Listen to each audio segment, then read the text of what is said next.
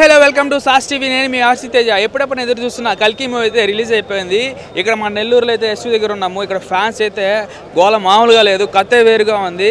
కానీ మూవీలో ఫైట్స్ కానీ అండ్ డైలాగ్స్ కానీ, స్క్రీన్ ప్లే, ముఖ్యంగా డైరెక్షన్, అలాగే కొన్ని క్యారెక్టర్స్ రివీల్ చేయాల్సి ఉందన్నమాట. సో కొన్ని క్యారెక్టర్స్ మన హీరోస్ కానీ డైరెక్టర్స్ కానీ అందరూ ఉన్నారంట మూవీలో. సో నేనైతే ఫుల్ వెయిట్ చేస్తున్నాను. అండ్ సినిమా ఎలా ఉండబోతుందో మన సినిమా ప్రజలను అడిగి తెలుసుకుందాం. Let's watch it.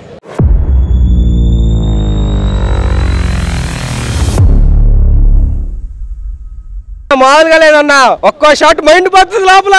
స్టార్ అంటే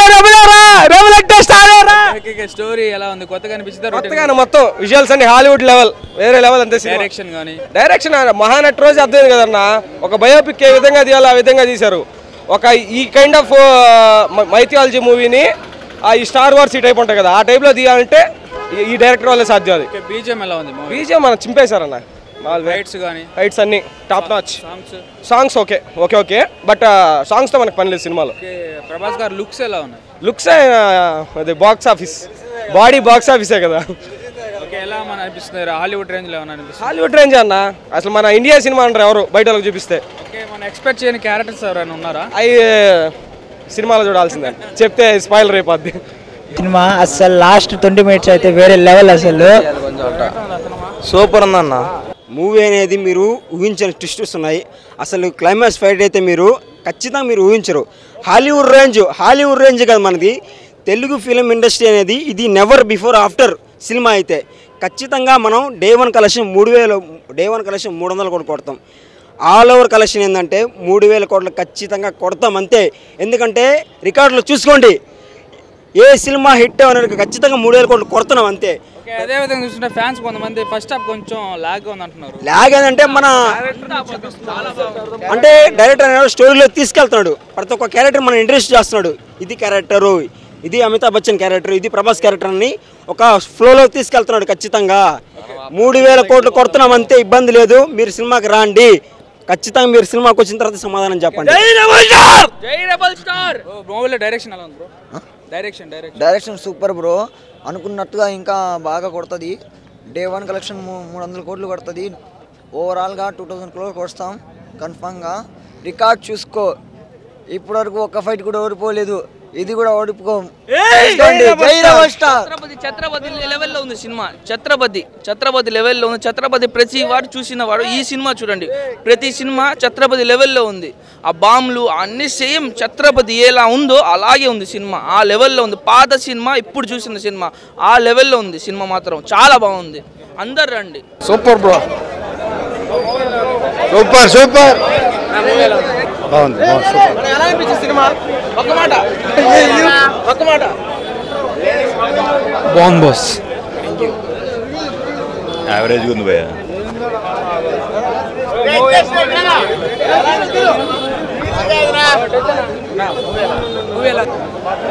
సూపర్ బాగుంది.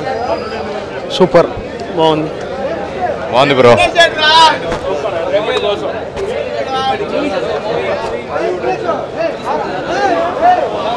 మూవీ చాలా బాగుంది.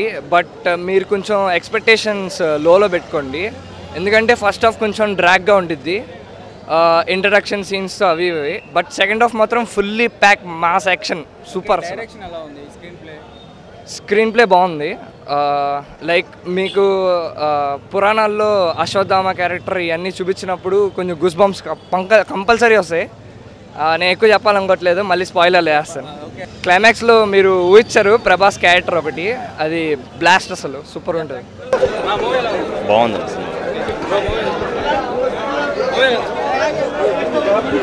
పర్లేదు. సూపర్ క్లైమాక్స్ బాగుంది అన్న. Super movie. బాగుంది.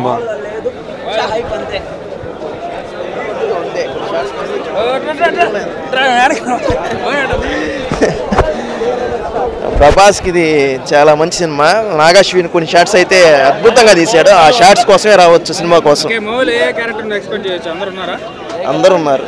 అసలుకి కొన్ని అన్ఎక్స్పెక్టెడ్ అన్ని బీజిఎమ్స్, బ్యాక్గ్రౌండ్ అన్నీ బాగున్నాయి.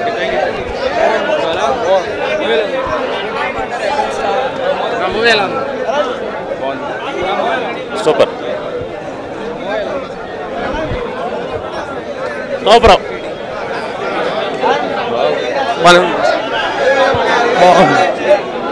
సూపర్ అన్నా సూపర్. సెకండ్ పార్ట్ కోసం వెయిట్ చేయాలి ఖచ్చితంగా. సూపర్.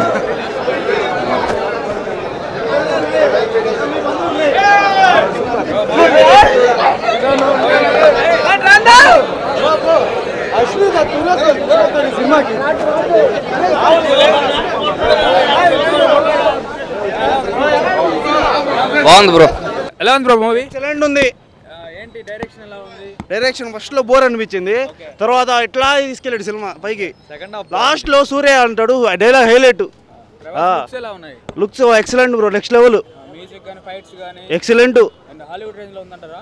హాలీవుడ్ కంటే మీరు నెక్స్ట్ లెవెల్.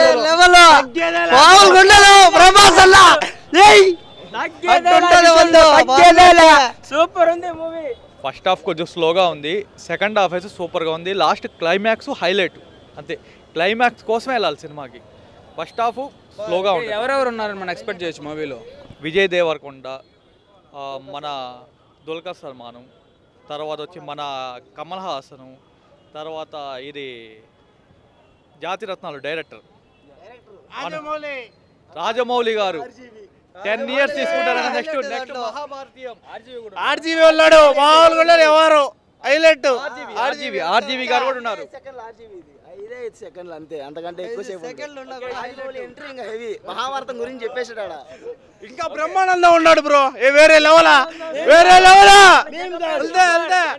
అద్దె ఇవ్వట్లా ప్రభాసు, అద్దె కోసం పోరాటం. స్టోరీ లైన్ కొత్తగా ఉందా, రొటీన్ గానే ఉందా?